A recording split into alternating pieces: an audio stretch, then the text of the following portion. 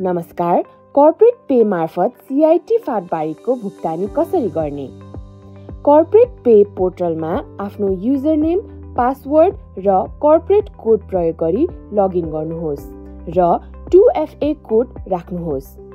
त्यसपछि तपाईको स्क्रिनमा corporate pay को युजर ड्याशबोर्ड देखिनेछ।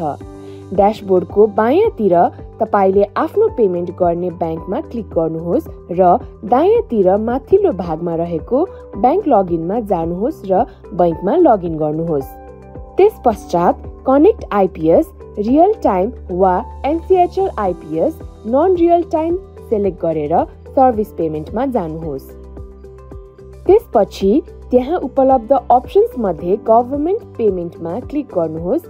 CIT फाँटबारीमा क्लिक गर्नुहोस्। त्यसपछि ब्याङ्क डिटेल्स र CIT पोर्टलमा तपाईले जेनेरेट गर्नुभएको ट्रान्ज्याक्सन ID र CIT मा दर्ता भएको आफ्नो अफिसको अफिस कोड राखेर ट्रान्ज्याक्सन इनिशिएट गर्नुहोस्। अब सो ट्रान्ज्याक्सनको नोटिफिकेसन अप्रुभरकोमा जानेछ।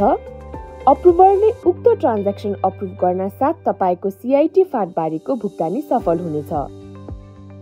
थप जानकारीको लागि आफ्नो ब्याङ्क वित्तीय संस्थालाई सम्पर्क गर्नुहोस् वा businesssupport@nchl.com.np मा इमेल गर्नुहोस्।